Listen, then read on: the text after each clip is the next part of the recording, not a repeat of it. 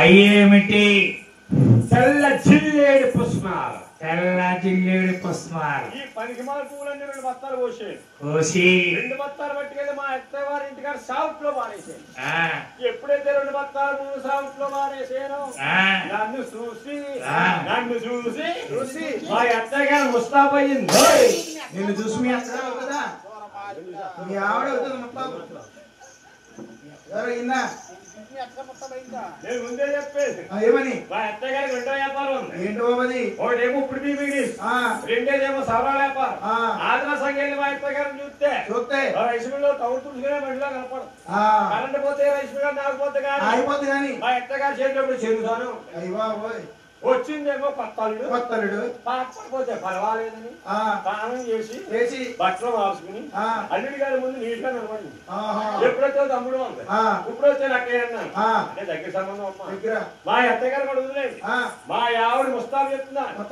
నువ్వు తల, ఉంగరాలు ఎంటుకలు, వాళ్ళే ఎంటుకలు, బంగారు బొమ్మ తలతో కట్టేసుకుందంటే అంతా ఉంటుందా? ఎట్టుకలు వరుసైనా తెలివితేటలు పెట్టదే మా ఆవిడి. పెళ్లికి ముందు వేసుకున్న 10 సవరాలు ఉన్నాయి కదా, పైనుంచి 7 సవరాలు తీసిందమ్మా. 7 సవరాలు తీసింది. పెద్ద చక్కగా ఉంటుంది. వాళ్ళు 100 గ్రాములా ఈ పైనుంచి 7 సవరాలు తీసి ఈ కొరసగా ఉన్న తలకి అతికెట్టింది. అతికెట్టిన గారు లావు, అల్లుడి గారు సన్నం, అతికెట్టిన గారు లావు, అల్లుడి గారు సన్నం, అతికెట్ లావు వచ్చిందా అల్లుడి గారు సన్నం. ఈ జడ ఎలా ఉందంటే 7 ఎలకన్నా చెరిపోతున్నా ఉంది జడ. ఇది ఒరిజినల్ కదా? నేను బట్టిగా కోసం ఇచ్చే బస్తాలు ఎక్కడ ఉన్నాయి? అవునండి, ఒరిజినల్ అయితే అక్కడ సమానంగా ఉంటుంది. ఇదేమో డూప్లికేట్. అతికి పెట్టిన వచ్చింది. అవునా? 2 బత్తాలు 7 6 ఎంచి పెట్టేసుకుంది. 7 6 నంబర్ పెట్టుకుని సంకర బిందెత్తుకుని ఈ 2 బత్తాల పూలు ఇంకో కారణం ఉందమ్మా బుజ్జమ్మ గారు. ఈ 2 బత్తాల పూలు ఎందుకు ఎత్తేసిందంటే ఒక్కనాడు వేసుకుందంటే దీనికి కారణం ఉంది. ఏంటది? ఓ పావు కేజీ సన్నజాతి పూలు పట్టుకెళ్ళండమ్మా ముందెళ్ళినప్పుడు. పట్టుకెళ్ళి అన్నాను, ఏమన్నా? పూనేమో తల్లో పెట్టుకో, పూనేమో ఫ్రిడ్జ్ లో పెట్టుకో అన్నా. దేవుడు పెట్టుకోవాలి. ఈ శంకరది ఏం చేసిందంటే ఈ పావు కేజీ పూలు తల్లో పెట్టేసుకుని తలకా పట్టుకెళ్ళి ఫ్రిడ్జ్ లో పెట్టిందమ్మా. మహాతల్లి చల్లకుంటదని ఎండాకాలం కదా. నేను ఈ రోజు అమ్మకి తలకాయ పిచ్చిలో ఉంది. ఎట్లా ఆగాడు మొదటిగా ఉంది బ్రహ్మానందాలు ఏ సినిమాలో ఐసెట్టేసింది. ఆ గింతో నీరుందో నిచ్చాక పోసేది. ఆ ఐసి కలిగింది. అప్పటి నుంచి పిచ్చిలో పూలతో తలకాయ పెట్టదు. పట్టుకెళ్ళి పూలన్నీ చెత్త పెట్టేసుకుని అక్కడ మిందెత్తుకుని కానీ ఈడీ తోడు అమ్మాయి అంటుంది, అక్క రాత్రి ఈ మధ్యలో వచ్చారమ్మా ఊరు తెచ్చావు నీకు తెద్దామనుకున్నాను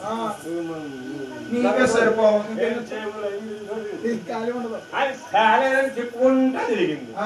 వైద్యులు చెప్పుకుంటా బయలుదేరింది. అదే టయానికి మా పిన్నత్ గారు లక్ష్మి గారికి అబ్బాబా వచ్చి మా పిన్నత్ గారు లక్ష్మి గారికి అబ్బాబా వచ్చి ఆ చూడున్న గేది ఇప్పింది.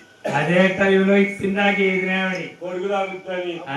అది 2 రోజులకి పెళ్ళాడులో ఉన్నారేమో పచ్చగడ్డి మాకున్నారు కదమ్మా. నీళ్ళే బాగట్లేదు.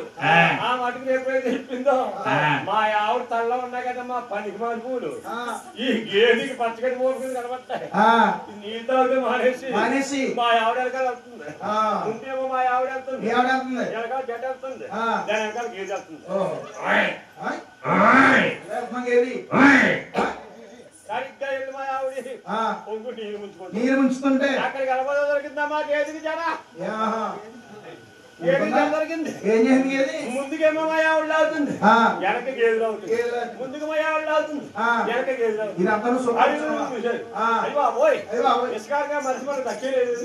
ఆ మూలంగా కరెక్టుని నన్ను చూసి గేదె బెదిరిపోయి ఈ జగట్టు లాక్కుపోయింది. ఇది అసలు అతుకు సారమేమో ఇలా కుతుకులో ఊడిపోయిందమ్మా.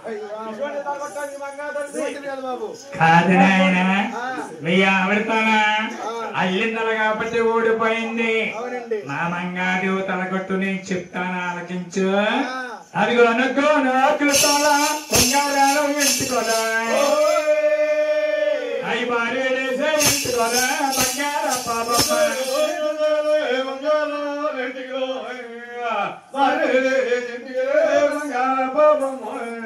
చూసేనమ్మా గోవిందరాజే మంగాదేవిని మాట్లాడించారట. మాట్లాడితే వజ్రాలు వైడూర్యాలు మణులు మాణిక్యాలు మా మంగాదేవి మాట్లాడుతుంటే ఊరిపిండి తెప్పించి వాకట్లో పోసి మంగాదేవిని ఊరిపిండి మీద నడిపించారట. అరికాళ్ళలో తామర పద్మ ఊరిపిండి మీద పడ్డాయట. మంగాదేవిని చూసి గోవిందరాజు అంటున్నారు, ఒరే తమ్మలారా మంగాదేవి అందాలా మల్లె మగ్గల సాయ మంగాదేవి పలవరస దొండపండు షాయ మంగాదేవి తిరియాలు అని గోవిందరాజే ఆనందించారు. ఒరే తమ్ములారా మంగాదేవికి తమ్ముడికినే బ్రహ్మాండంగా ఉంటుంది ఇద్దరు జోడి. ఇద్దరు దేవక ఈడి అచ్చుగుద్దునట్టు అని తమ్ములతో చెప్పి గోవిందరాజు మామయ్యతో అంటున్నాడు,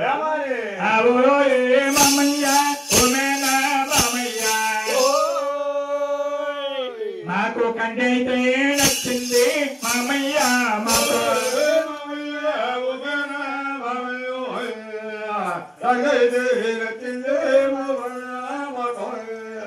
మామయ్య నా తమ్ముడైన 7 కళ్ళ వారికి కష్టాల కానుకలు ఏమిస్తావా? చెప్పు మామయ్య అన్నాడు గోవిందరాజు. ఆ మాటలో మంగాదేవి తండ్రి గారు అన్నారు. ఆయన అనుకున్నారు, పేరిందేమంటే నాకు తోబుట్టే, ఏనాడో ఇడిపోయిన సంబంధం ఇది, ఈవేళ కలుస్తున్నా అని అమల సంతోషముల ఆనందించి మంగాదేవి తండ్రి గారు అంటున్నారు, నాయన మేనళ్ళుళ్ళారా మీ తమ్ముడికి మా మంగాదేవిని కన్యనిచ్చి నేను పెళ్ళగా పిల్లలు 18 లక్షలనే చదివించారు.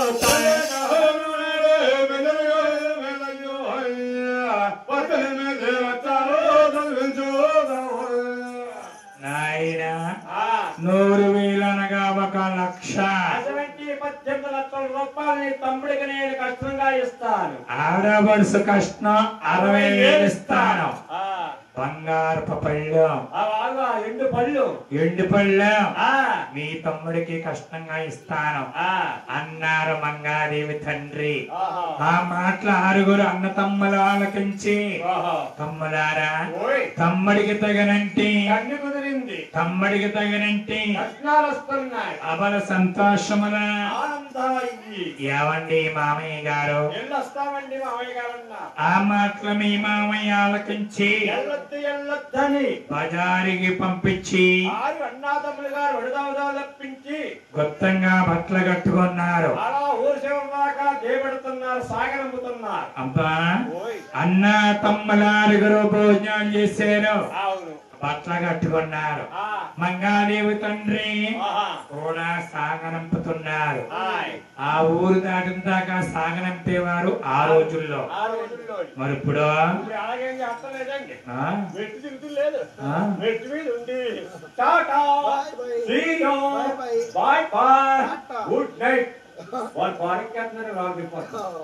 రోజులు వేరు. అన్న తమ్ముల 6 భోజనాలు చేశారు, బట్టలు కట్టుకున్నారు. మంగాదేవి తండ్రి గారు సాగనంపుతున్నారు. సాగనంపేదారులా ఒక మాట ఆపరేసాడు గోవిందరాజు.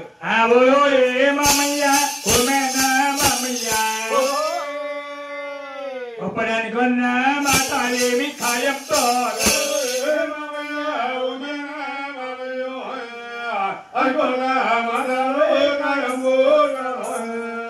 ఇదేమిటి నాయన భోజనాలు చేశారు. అన్ని విధాల మంగాదేవి నచ్చిందన్నారు. కష్టాలు మాట్లాడుకున్నారు. ఇప్పుడు అన్న మాట ఖాయం కాదంటారా నాయన అన్నారు మంగాదేవి తండ్రి. గోవిందరాజు అన్నారు, మామయ్య ఏనాడో మీ పెద్దలు మా పెద్దలు ఇడిపోయారని మీరే చెప్పారు. అది మీరే అన్నారు, మేము విన్నాం. ఈనాడు చిన్న వాళ్ళం బయలుదేరి ఈ సంబంధం కలుపుకుని వెళ్తున్నాం. మేము ఇంటికి వెళ్ళాక అమ్మ అవునవచ్చు, అమ్మా నాన్న అవునంటారో కాదంటారో అమ్మా నాన్నతో ఆలోచించాక నీకు శుభలేఖ రాస్తాం. మామయ్య లేక చూసే వరకు పెళ్లి కొల్ల పట్టొద్దు మామయ్య అన్నారు గోవిందరాజు. మంగాదేవి తండ్రి అన్నారు, నాతో ఒకటి కాదంటారా నాయన మీరింటికి వెళ్ళాక ఆలోచించి నాకు లేక రాయండి అలాగే ఉంటానే అని మంగాదేవి తండ్రి అక్కడ ఆగిపోయారా. వస్తా ఉన్నారు. కన్నా తల్లి గారు అనుకుంది, అయ్యో ఆరుగురు ఏ రాజ్యం వెళ్ళారో ఇంకా రాలేదు కన్న కొడుకులని తల్లి ఎదురు చూస్తా ఉంది.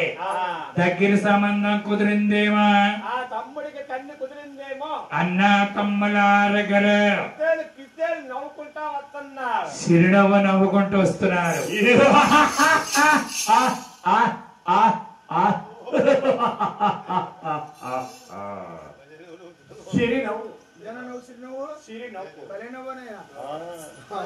బాబా ఈ నవ్వు నీకెవరు నేర్పారే? నాకు నవ్వు నేర్పారండి బాబు. రండి బాబే గురువు గారు. ఇంకో ఎలా తీసారా? నేర్పింది అమ్మా బుద్ధమ్మ గారు. ఈ నవ్వు నేర్పాడమ్మా. ఈయన నా చేత 4 కుంటాలు చేయడం అనిపించాడు. నవ్వు నేర్పడానికి 4 కుంటాలు చేయని డబ్బు చేతిలో పోసేది. ఏదో చిన్న బిల్డింగ్ కట్టుకున్నాడు. డబ్బు కట్టుకుని నాకు ఇంకో ఎరునవ్వు నవ్వించాడు. అక్కడక్కడ తిడుతున్నారు. ఎందుకో ఆ నవ్వేటి మా పిల్లలు తలుచుకుంటున్నారా ఆయన. మళ్ళీ గురువు గారి దగ్గరికి వెళ్ళాను. ఈయన దగ్గరికి ఏమండి గురువు గారు అక్కడక్కడ తిడుతున్నారు. సిరినవ్వు నేర్పడినన్నా అంటే ఇంకా సేన్ ఎంత ఉందన్నారు. ఇంకా 5 గుంచాలు ఉందన్నా. అది అమ్మే అన్నారు. అది అమ్మేలాగా మా ఆవిడ పేరు ఉందండి. అమ్మనా కుదరదన్నా. ఎందుకు హాయిగా సంతకం పెట్టేసుకో. అమ్మేసి 5 గుంచాలు చేయడం చేతిలో పోసామంటే నీకు చిరునవ్వు నేర్పెత్తాను. సరే అలా కాదండి గురువు గారు, మీరు మా ఇంటికి రండి. మా నిద్ర వెళ్ళి మా ఆవును అడుగుదాం అన్నాను. మర్చిని నేను మా గురువు గారు ఎట్లా వెళ్ళామో మా ఇంటికి చదివానండి. మరి ఎలా పోదప్పటికి మా ఆవిడి కత్తిపేట వేసి కూర్చుని చెప్తుందమ్మా. మా గురువు గారి కావులు నా పత్తు సరిగ్గా ఈ 5 గుంచాలు చేయను నా పేరెత్తేసేమంటే అన్వేషి గురువు గారికి ఇస్తాను. నాకు శరీరం నేర్పుతాడన్నా. ఈ అందమైన మాటలు అందంగా ఆలకించిందమ్మా. ఆలకించింది. ఈ శంగలా దోపుకుంది. ఈ శంగలా దోపుకుంది. కింద కష్టపడి తీసింది. గురువు గారిని ఆ గాంధీ గురువు గారు ముందు పరుగు, నేను వెనకాల పరుగు. అమ్మా లేదు. ఇంకా ఇంటిగా ఉంటే ఒళ్ళు తెలుస్తుందో ఆవిడ కానీ మన అప్పని పిల్లలు గురి వచ్చేసాడు.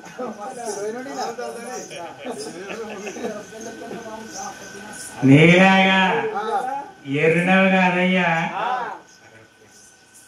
అన్న తమ్ముల ఆరుగురు చిరునవ్వుతో వస్తున్నారు. కన్నా తల్లి చూసి ఎదురు వెళ్ళి అమ్మను మాట్లాడిందమ్మా. ఓరి బాబులో ఓరి బాబు,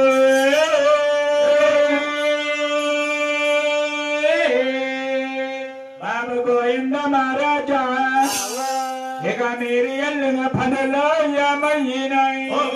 బాబు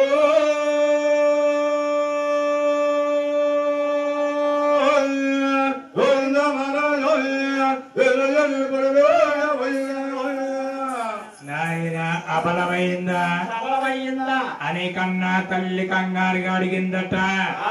గోవిందరాజమ్మ చిరునవ్వుతో మాట్లాడారు. ఓ అమ్మాలో మాయమ్మ కన్నా తల్లి అబలమే ఎవరైతే